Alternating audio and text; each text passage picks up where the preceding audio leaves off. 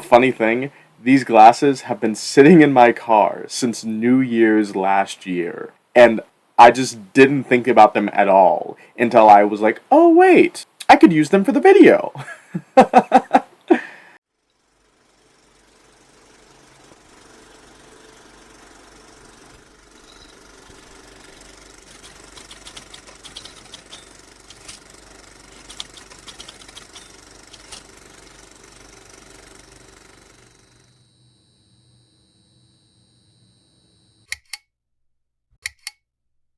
Hey everyone, I'm Ben, your underground conductor, and welcome to Underground Cinema. Let me just get these off. Well, we finally made it to the end of 2024, and I don't know about the rest of you, but I am definitely ready to leave this year behind me. If I could be honest for a moment, the last couple years of my life have not necessarily been the easiest for me. I've gone through my fair share of hardships. But one of the few experiences that has been distinctly positive for me has been actually sitting down and starting this channel. Starting this channel and covering obscure movies has been something I wanted to do for a long time now, and actually sitting down and finally doing it, to say that it's been a rewarding experience for me would be underselling it. While obviously the whole process of making videos is a lot of work, I've overall just fallen in love with the process of content making. And while I still have a smaller channel, seeing how my channel has slowly grown over the course of my uploads fills me with a distinct sense of accomplishment, because it lets me know that not only are there people out there who are willing to listen to me, but they're willing to listen to me talk about movies that they've probably never heard of. So, sincerely, for all of you who watch my videos, subscribe, comment, honestly, that really does mean the world to me. And what better way to celebrate what I consider to be a personal accomplishment than talk about what I think are the top 10 best films of 2024. Now, I have a few disclaimers up front. For one, I am not just some sort of artsy hipster weirdo who's just into obscure indie films and B-movies. I mean, I am artsy and a weirdo, and I do like obscure movies, but I'm not a hipster. I actually do enjoy popular movies and blockbusters. So, as a result, there will be popular movies that show up on my top 10 list alongside lesser-known ones. Another disclaimer, obviously, I have not gone out of my way to see every single film that's come out this year, because I physically cannot do that. No one can do that. This list is made up of movies that I've actually seen all the way through, and there are several films that I've not gotten to yet that could very well find their way on this list in the future. Movies like Wicked, The People's Joker, Megalopolis, Hundreds of Beavers, those are all movies that have come out this year that I want to see and just haven't gotten around to seeing yet. And when I do, I could discover that it is the case that they're better than a lot of the films that I've put on this list. And that leads me to my third disclaimer, that this list is subject to change. Not only could I watch a film that I ended up missing earlier in the year and then just slide it into my list, but I could also rewatch any of the movies that are already on this list and then decide that they're better or worse depending on what I discover during my rewatch. So, in the event that my list does change, I will leave a link to my letterbox in the description below so you can see how my rankings have changed in real time, if you're actually interested in that. So, with that all out of the way, let's get to the list. Obviously, this is all just my personal opinion, not an objective appraisal of each film's individual quality, yada yada yada. At number 10, what do you get when you put John Wick in India, make him poor, and give him drugs? You get the movie Monkey Man, which is spectacular. Not only is Monkey Man a great action movie, but it's also a great commentary on Indian politics, as well as being an intensely personal story of revenge and fighting back against the people who hurt you. Just an amazing creative triumph from Dev Patel, who co-produced, co-wrote, directed, and starred in this movie. So if you haven't gone out to see Monkey Man yet, I would sincerely recommend it. It is epic.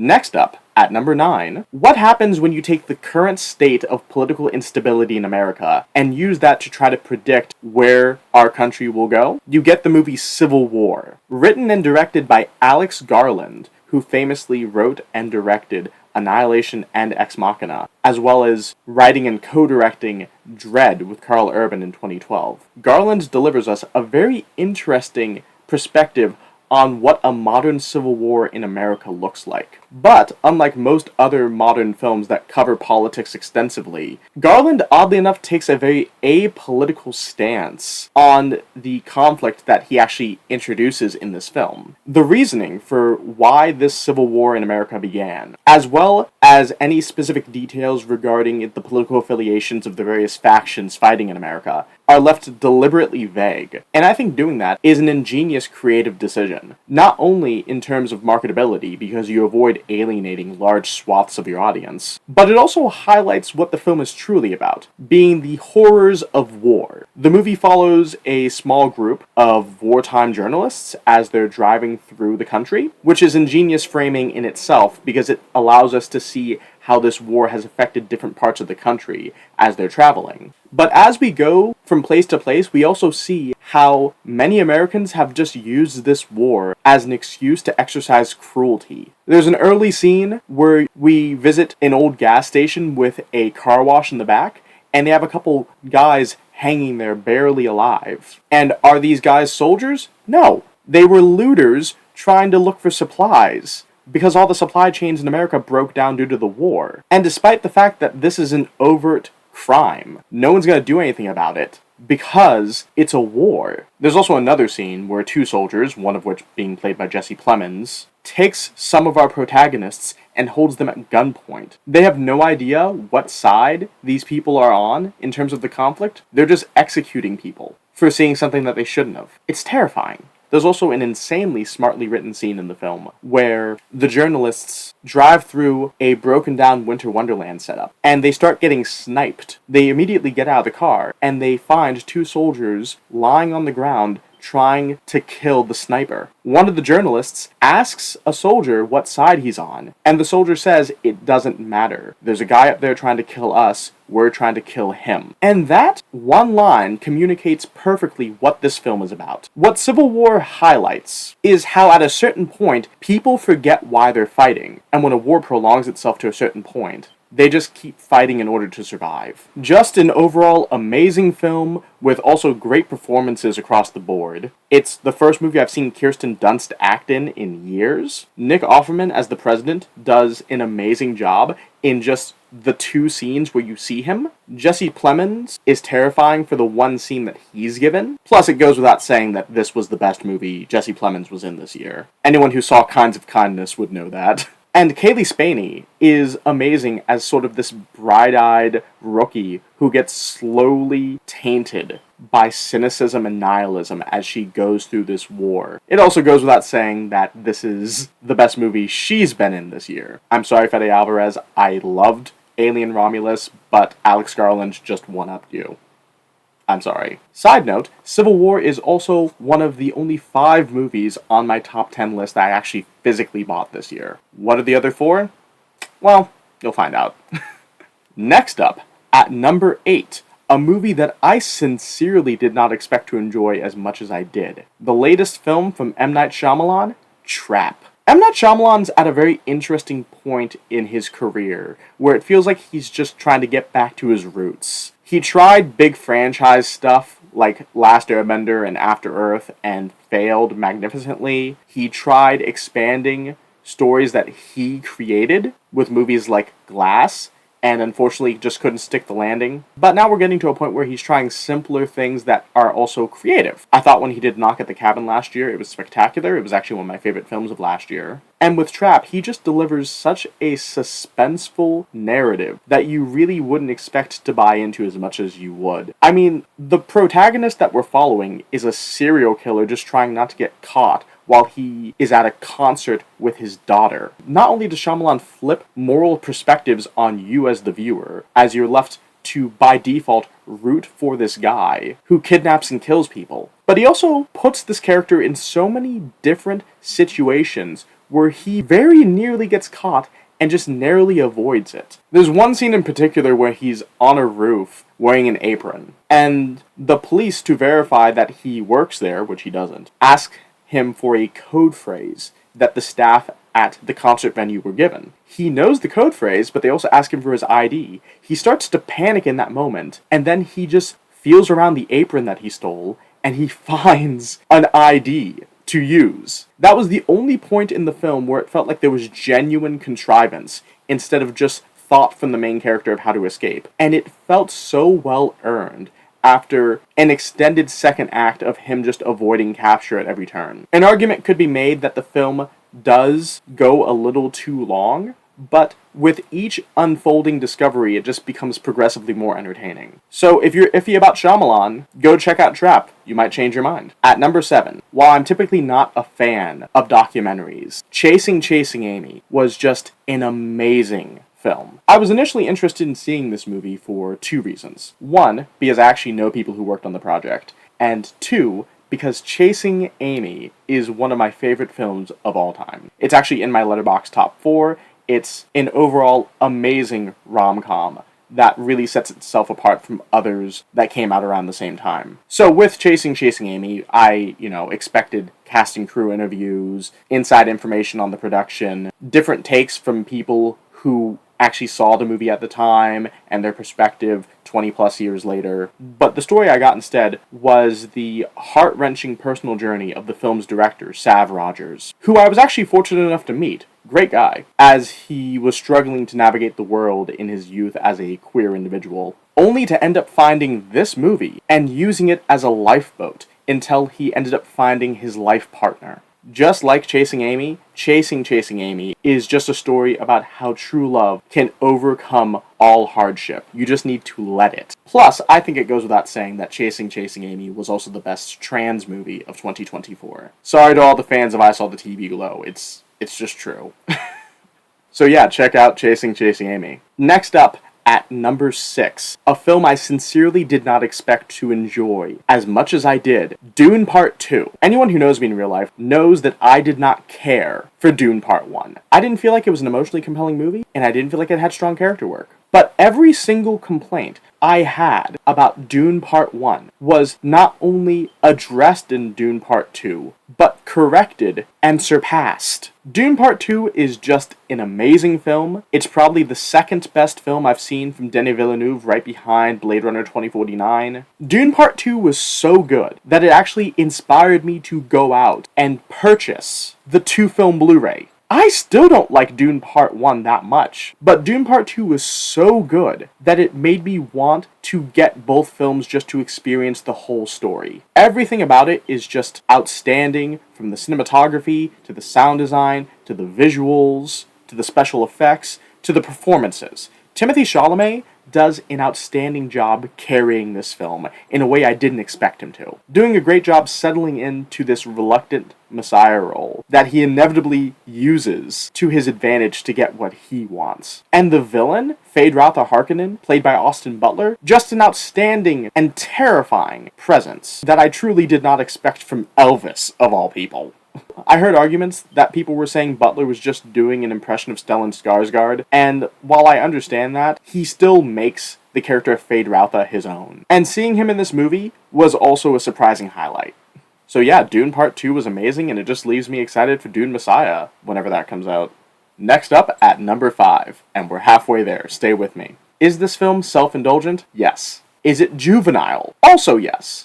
But is Deadpool and Wolverine one of the most satisfying films I've ever watched? Absolutely. There are plenty of legitimate complaints to have about Deadpool and Wolverine, whether it be the contrived plot, overuse of references, the over-reliance on lore set up in Loki, which was the only popular Marvel project from Phase 4, or the same tired storyline of Wade trying to get back with Vanessa, which I sincerely hope that they abandon in future films. But ultimately, Deadpool and Wolverine is a movie that gave me everything I could have wanted as a fan. It was funny, it was irreverent, it simultaneously respected and disrespected the legacy of Logan, but it also gave fans the pairing that they always wanted to see. Deadpool and Wolverine together. And Hugh Jackman could have easily phoned in his performance in this movie, but he didn't. The performance Hugh Jackman gives in this film is probably the second best performance he's given as this character, right behind Logan. And putting the performances aside, the film also feels like a love letter to all the failed Fox Marvel franchises, like the Fantastic Four, Elektra, Blade. These films that paved the pathway to make the MCU what it is today. And I think elements of this film's writing are so ingenious as to show that we did not appreciate these franchises enough when they were around. I mean, literally, in this movie, they show that they took all of these characters and literally threw them in Marvel's equivalent of the trash. And that's just one instance of what I feel is pretty smart meta-reflexive writing in this film. Another thing I enjoy is the concept of the anchor being. Canonically, the concept of one being holding up an entire universe does not make sense at all. Like, if you think about it in context of the universe that these characters live, if anchor beings were a thing, wouldn't that mean universes would die every single day? Are anchor beings supposed to be immortal entities? Like, what happens if they die of natural causes? What happens to the universe before they're born? Logically, in world, it doesn't make sense, but if you think about it in a broader scope and apply it to film franchises, it makes perfect sense. In this film, the anchor being of Deadpool's universe was the Wolverine, but then the Wolverine died during the events of Logan, and that universe started to die with him.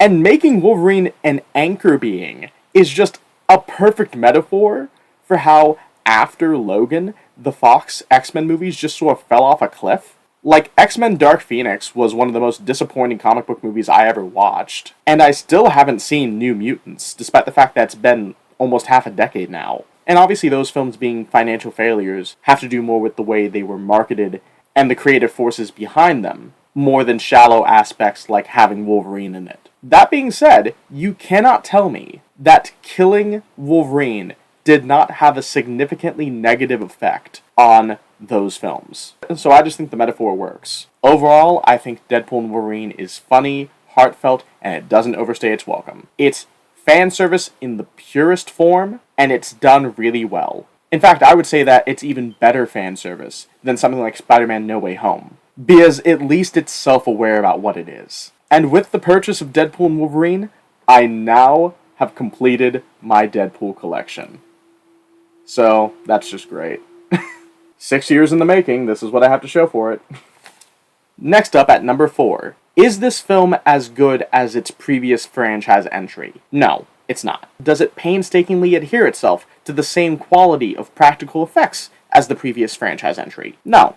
But is Furiosa, a Mad Max Saga, one of the best prequels I've ever seen? Yes, absolutely.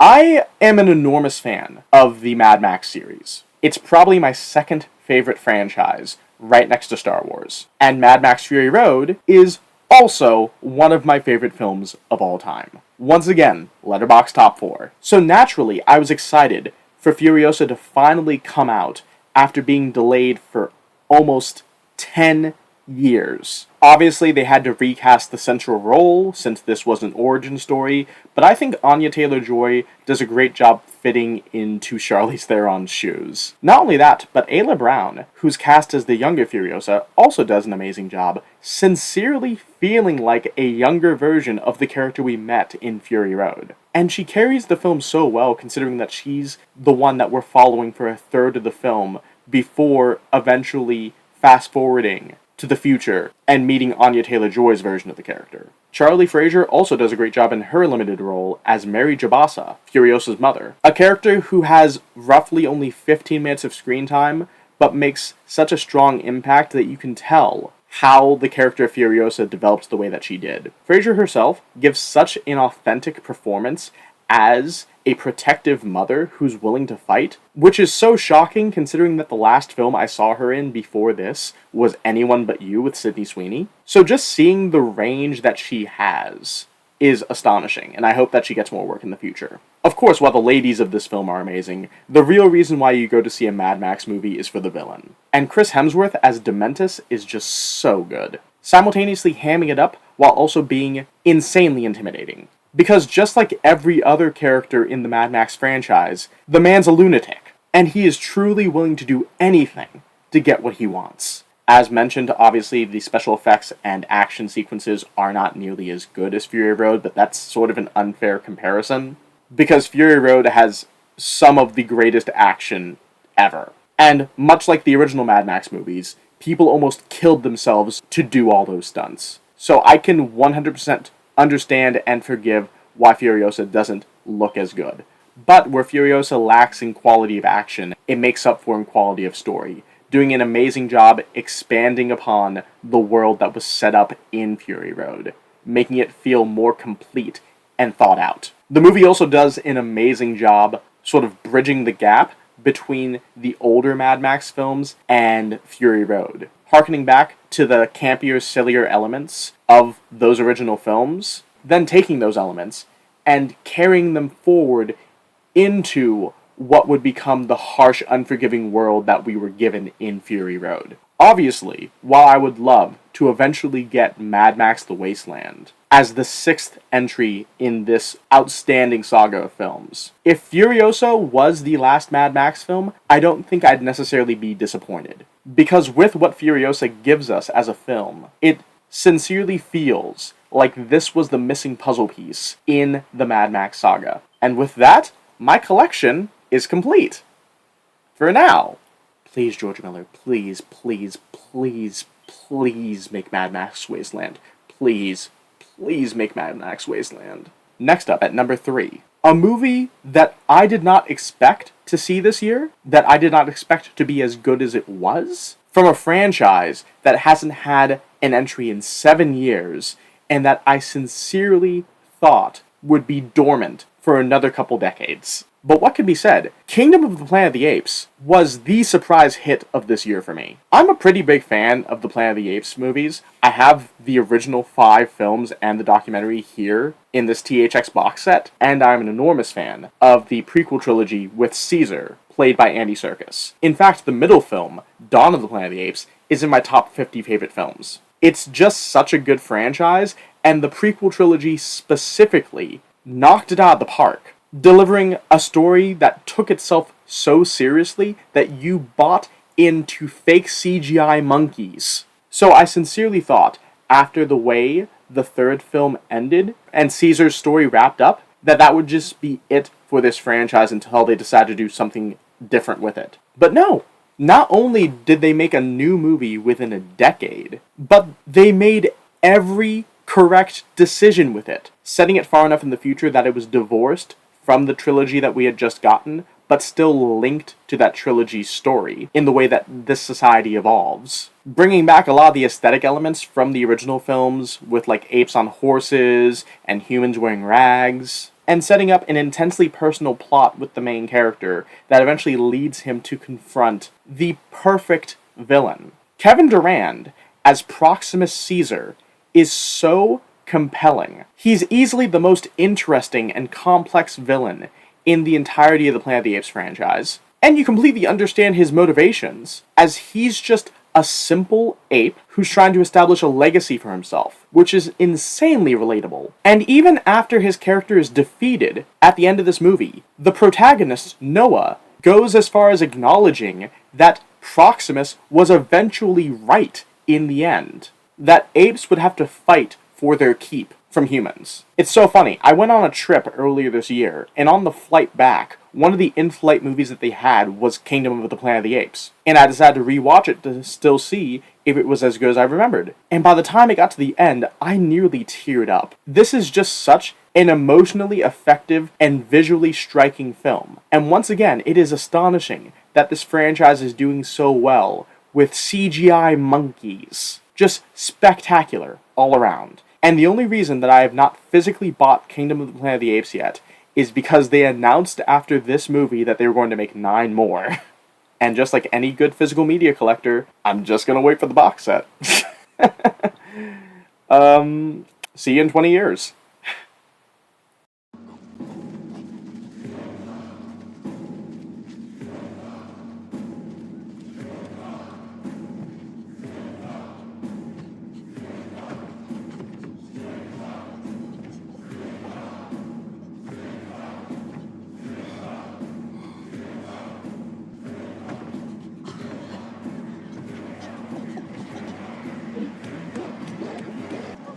What a wonderful day!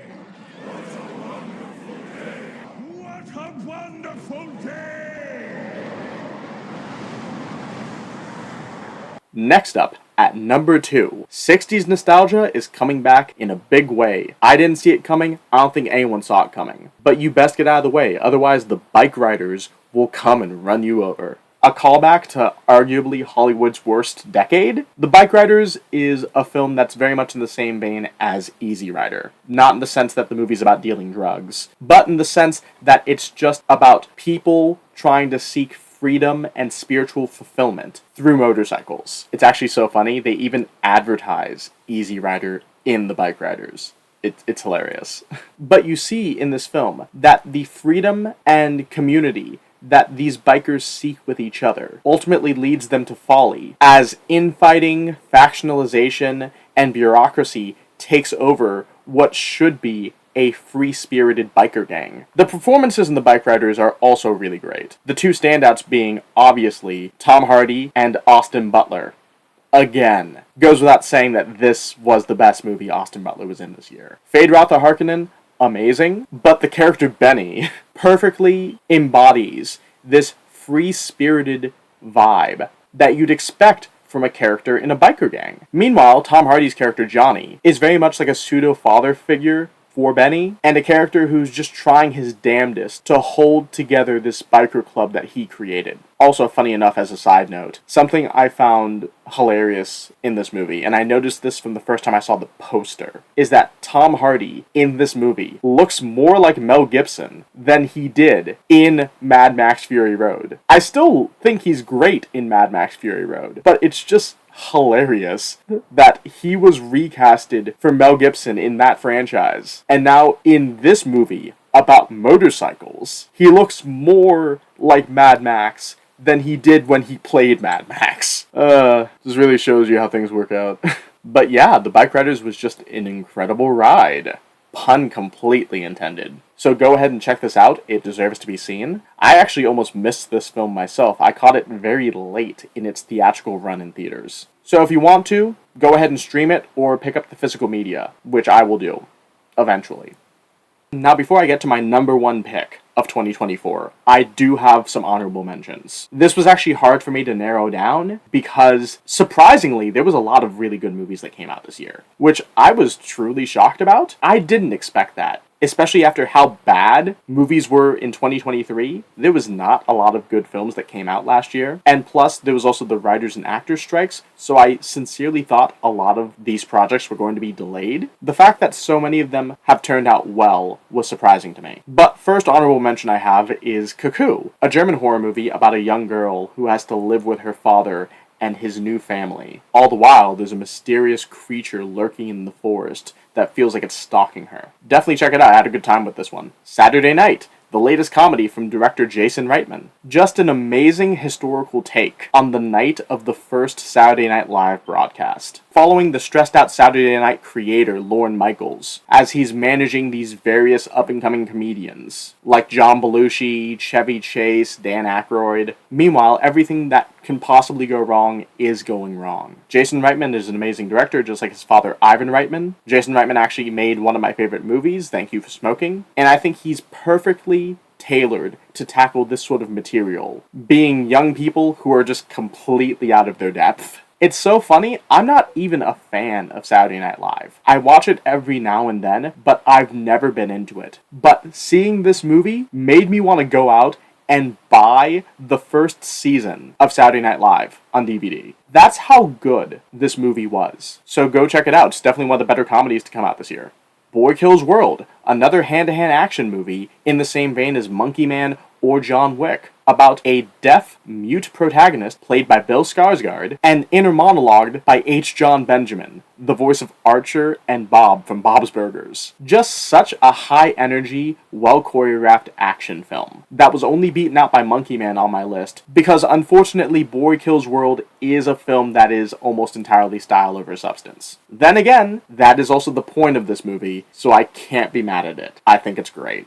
Inside Out 2. Easily the best animated film that Pixar has come out with in maybe 5 years? Like, I liked Elemental, and I never got to Soul, for all I know Soul could be amazing. But Inside Out 2 distinctly feels like classic Pixar before it went under. And maybe part of that has to do with how this film didn't just feel like an unnecessary sequel. The premise of this film with Riley going through puberty was actually set up properly in the first Inside Out. It doesn't feel like it's just tacked on. The film actually makes an effort to justify its own existence. And while Inside Out 2 doesn't do an amazing job expanding the world of the mind set up in the first film, I think it does a stupendous job exploring the anxiety surrounding growing up and going through puberty and adolescence. It's actually so funny that I liked this film as much as I did, because I didn't see the first Inside Out when it came out in 2015. I didn't see the first Inside Out until the day before I saw Inside Out 2. So me watching Inside Out 1 as an adult, I already thought it was great and was just curious to see what the sequel would do. And while Inside Out 2 is not as good as the first film, I think it is overall a stellar entry into this franchise, and I'm interested to see if it continues. And The Fall Guy. Another action epic from former stuntman and director David Leitch. While I personally feel like The Fall Guy was a bit drawn out, I cannot deny how good the action is in this movie. Nor can I deny the stellar chemistry between Ryan Gosling and Emily Blunt, or overall how excellent the depiction of the actual process of filmmaking is in this film. The Fall Guy is not only a film that offers a nice peek behind the curtain of the magic of filmmaking, but also is a welcomed love letter to the unsung heroes of the movies. The stuntmen, the men and women who literally sacrifice life and limb to bring spectacle to life. Seeing this movie just made me really appreciate the art of stunt performing, and while I do understand why the Academy refuses to make a stunts category for films, I still think that stuntmen should be acknowledged for the work that they put into filmmaking, and this film is that acknowledgement. So go see it.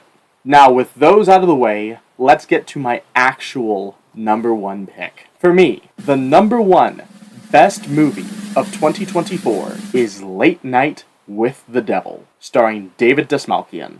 This movie is not only my favorite film of the year, but I think that it is the best horror movie to come out in 2024. And there was a lot of heavy hitters this year. From In a Violent Nature, to Smile 2, Terrifier 3, Nosferatu, which is great, by the way, see Nosferatu. Just a great year for horror. But out of all of them, Late Night with the Devil, I think lands on top. A film that is not only excellently directed by the Caranis brothers, but also excellently performed by David Dastmalchian. This is the first leading role that I've ever seen David Dastmalchian in. Every movie that I've ever seen him in, he's always like a side character. Whether it be The Dark Knight, or The Suicide Squad, or Ant-Man, or Dune Part 1, or Dune Part 2, or Blade Runner 2049, or Afraid, or Last Voyage of the Demeter, where he was literally the first mate. Side note, Last Voyage of the Demeter was also a great Nosferatu-style movie that came out last year. I recommend seeing it. But bottom line, every single film I've ever seen David Dastmalchian in, he's always a supporting actor. This is the first time I've ever seen him in a leading role. And he carries this film so well, perfectly portraying a disillusioned talk show host who desperately just wants to stay on the air, but is just having so much trouble competing with other hosts of the era, primarily Johnny Carson. And funny enough, if you're including Jason Reitman's Saturday Night, that means that there's 2 films that have come out this year where Johnny Carson is an invisible antagonist. So funny. But it's a film that invested me in the struggles of a man in a very envious position. And I think it also nailed the emotional investment of the character, because you know that in context he is a grieving widower, that he is beholden to forces beyond himself. There's also so many great references to like the occult and conspiracies in this film. I was honestly astonished by the sheer amount of references to like Moloch, the owl god, and the Bohemian Club. Which, by the way, if you don't know about Bohemian Grove, do yourself a favor and look it up. You might be surprised to find out some things you didn't know about how politics are sort of manipulated on the world stage. But truly, I cannot stress enough how good Late Night with the Devil is. And above everything, above the performances, the directing style, the conspiratorial slant, the actual horror elements, the practical effects that they used for the movie, which were terrifying. I also just adore the way the film was framed, being filmed cinematically in the exact same style and staging as an old 70s talk show. It was perfect. Also, it goes without saying that this was also the best TV-themed horror movie of the year. Once again, sorry to all the fans of I Saw the TV Glow. But yeah, overall, this movie is amazing. If you haven't gone out to see it, see it. And I cannot make this clear enough. I do not give one single about the fact that this film used AI-generated imagery. I don't care. If anything, the AI imagery it uses only adds to the unsettling nature of the film. So yeah, Late Night with the Devil. Love this movie. It's great. Anyway, that was my top 10 favorite films of 2024.